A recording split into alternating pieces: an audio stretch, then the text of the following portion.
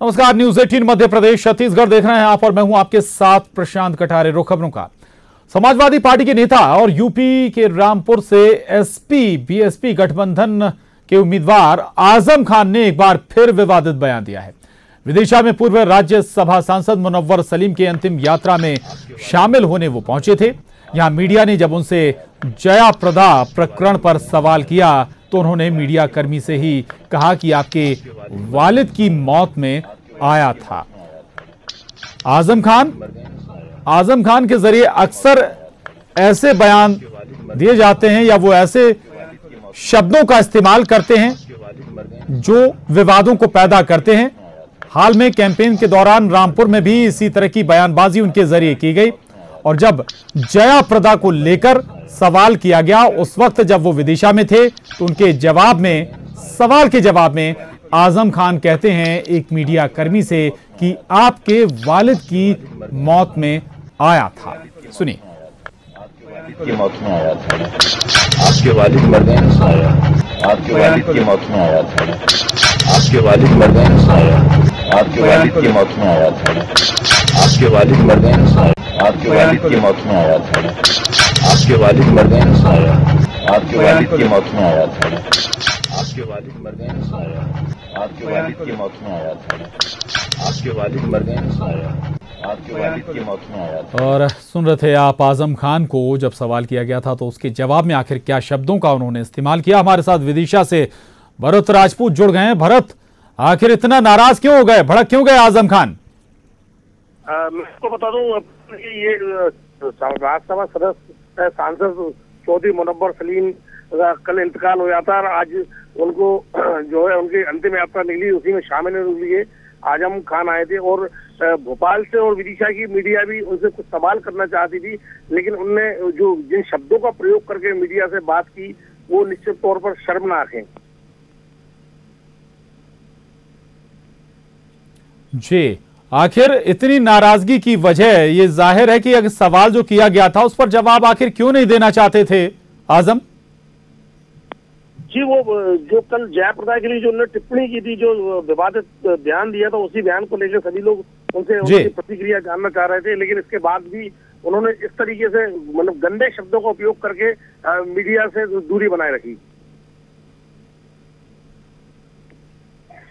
Media से दूरी बनाए रखी आजम खान ने। उनसे सवाल किया गया था जया प्रदा पर, लगातार दरअसल वो हमले कर रहे हैं। जया प्रदा उन्हें रामपुर में चुनौती दे रही हैं। बीजेपी की उम्मीदवार हैं जया प्रदा और लगातार कैंपेन भी कर रहे हैं आजम खान और हमले भी, बेहद तीखे हमले भी कर रहे हैं जया प्रदा पर। और इसी संबंध में जब सवाल पूछा गया था विदिशा में आजम खान से तो उनकी जुबान से जो शब्द निकले वो शायद आपत्तिजनक थे और उसी पर अब विवाद भी हो रहा है। दरअसल सवाल किया गया था जया प्रदा पर, जब उन्होंने हमला किया था, विवादित बयान दिया था, इसके जवाब में उन्होंने एक और विवादित बयान दे दिया।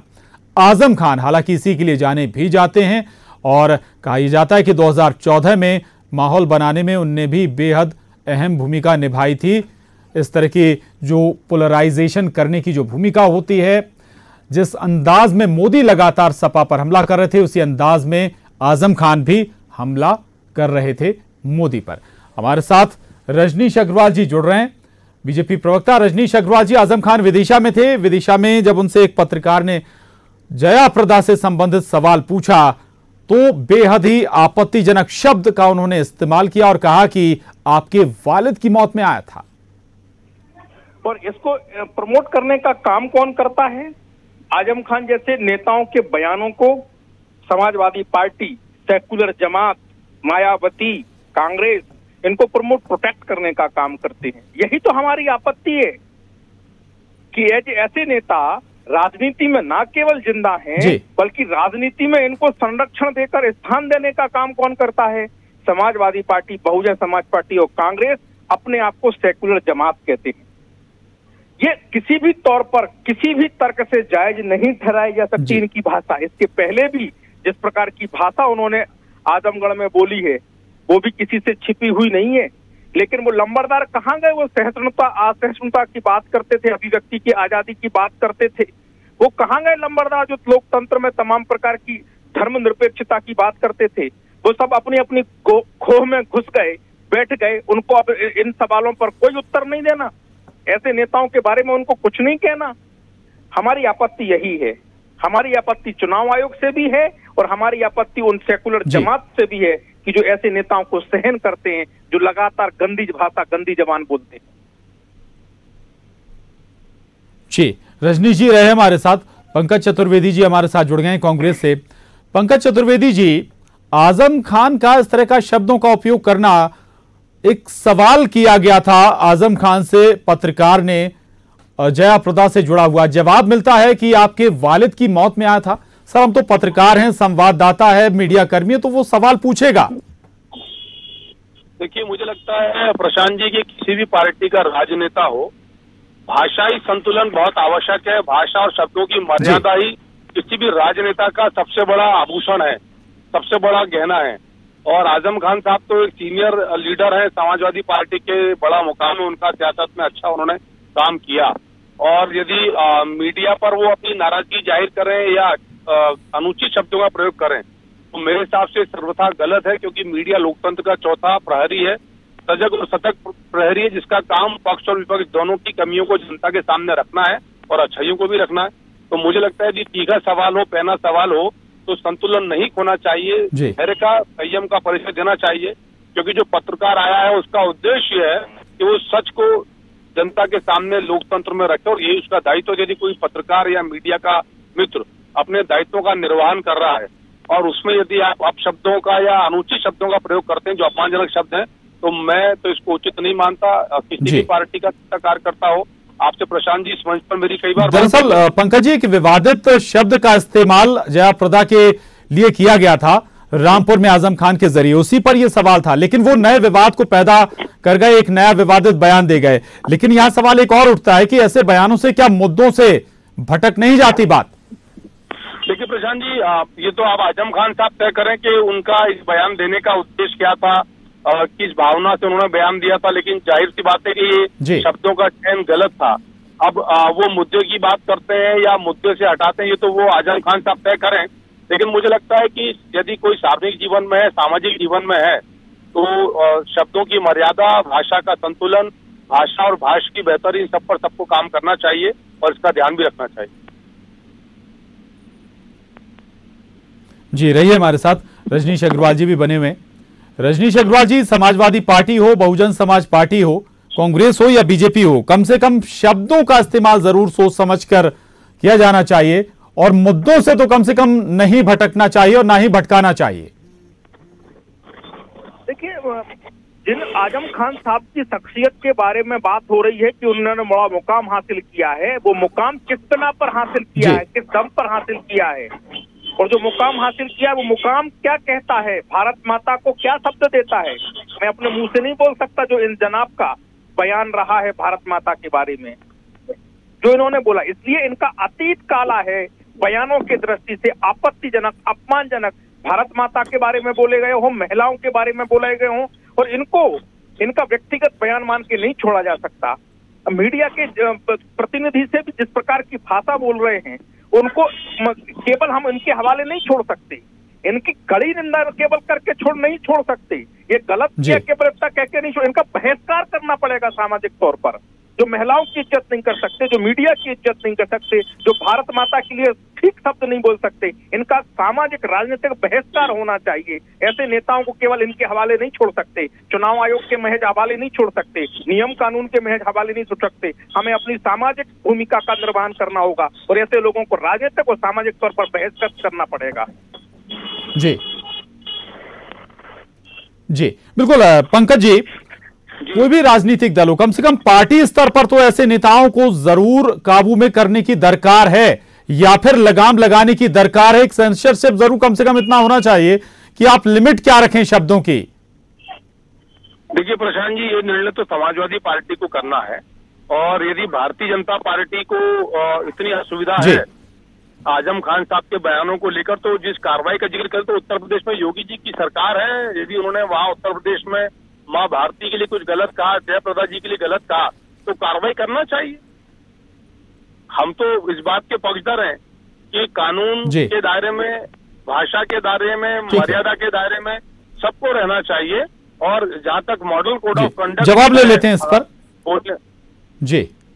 देखिए अभिषेक जी, पहली बात तो जी रजनीश जी, पत्रकार के साथ में अभद्रता की है, जो पत्रकार के साथ में अभद्रता की है, इसी मध्य प्रदेश की धरती पर की है, जिस प्रकार का बयान दिया है, पहली बात। दूसरी बात, जो भारत माता को अपशब्द बोलने की बात है, वो भी इन्हीं के संगी साथियों के जमाने में की थी, आज से नहीं, लगभग 3 दशक 4 दशक पुराना मामला है। उसको लेकर भाजपा ने कभी बख्शा नहीं उनको। और क्यों सपोर्ट करती है आजम खान साहब को? यदि बुरा लगता है तो घर में प्रकरण चले हैं, देश कार्रवाई क्यों नहीं करते हैं? भाषण क्यों देते हैं भाई? कार्रवाई करिए, कार्रवाई करिए, भुगतना पड़ी। कांग्रेस जैसे सेकुलर जमात कार्रवाई करिए, कार्रवाई पंकज करिए। जी, दोनों जगह कार्रवाई की दरकार है ना, फिर उत्तर प्रदेश में भी, मध्य प्रदेश में भी बिल्कुल दरकार है। यदि शिकायत मिलेगी तो कानून अपना काम करेगा, उसमें क्या दिक्कत है? केवल सेकुलर जमात के, ये भारतीय जनता पार्टी के भाषण की जो परंपरा है ना प्रशांत जी, इस पर काम होना चाहिए कि जब मौका मिला तो भाषण शुरू, काम कुछ नहीं। ये मोदी जी की शैली भाषण की पूरी भारतीय जनता पार्टी ठीक है, निंदा नहीं करते स्पष्ट। ठीक है पंकज जी, रोक रहा हूं आपको, रजनीश जी माफी के साथ रोक रहा हूं सर। ठीक है सर, बिल्कुल ठीक है, बहुत शुक्रिया सर। पंकज चतुर्वेदी जी, रजनीश अग्रवाल जी, बहुत धन्यवाद आपका। आजम खान विवादित बयानों के लिए जाने जाते हैं, विदिशा आए तो एक नया विवादित बयान भी वो यहां पर दे गए। आगे बढ़ते हैं। सपा नेता आजम खान ने जया प्रदा के लिए अमर्यादित बयान दिया है। उन्होंने ये बयान रविवार को शाहाबाद की रैली में दिया। वहीं बीजेपी प्रत्याशी जया प्रदा पर अश्लील टिप्पणी मामले में रामपुर में सपा नेता आजम खान पर एफआईआर दर्ज हो गई है। रामपुर के शाहाबाद थाने में धारा 509 और 125 के तहत एफआईआर दर्ज की गई है। मजिस्ट्रेट की तहरीर पर एफआईआर दर्ज हुई है। वहीं चुनाव आयोग ने भी रामपुर डीएम से रिपोर्ट मांगी है।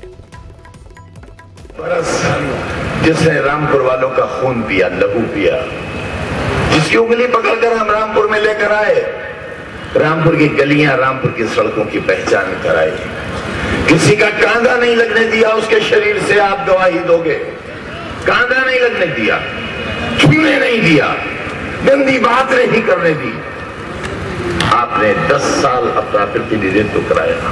रामपुर वालों, उत्तर प्रदेश वालों, हिंदुस्तान वालों, उसकी असलियत समझने में आपको 17 बरस लगे। मैं 17 दिन में पहचान गया कि इनके नीचे का जो है वो खाकी रंग का है। और उधर आजम के बेशर्म बोल पर विदेश मंत्री सुषमा स्वराज ने ट्वीट किया है, मुलायम भाई आप पितामह हैं, आपके सामने रामपुर में द्रौपदी का चीरहरण हो रहा है और आप भीष्म की तरह मौन साधने की गलती ना कीजिए।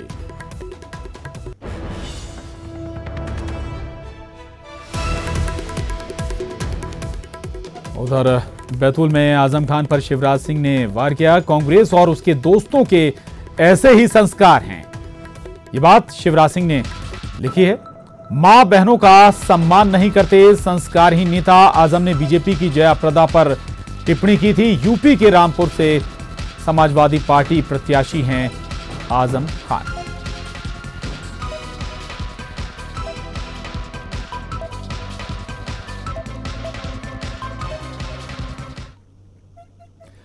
और आपका पसंदीदा channel news 18 India free dish पर भी अब उपलब्ध है। किशोर अजवाणी, हमारे जो दर्शक याद दिला दें कि इंडिया को फ्री डिश पर नहीं देख पा रहे, वो अपना set top box auto tune करें। फ्री डिश पर बिग मैजिक और 9XM के बीच में न्यूज 18 इंडिया उपलब्ध है। देखते रहिए न्यूज 18 इंडिया। और आपको याद दिला दें कि आप अपना सबसे प्रिय चैनल न्यूज 18 मध्य प्रदेश छत्तीसगढ़ सिर्फ 10 पैसे में पूरे महीने देख सकते हैं। आज ही अपने डीटीएच या केबल ऑपरेटर से संपर्क करें या फिर ऑनलाइन सब्सक्राइब करें।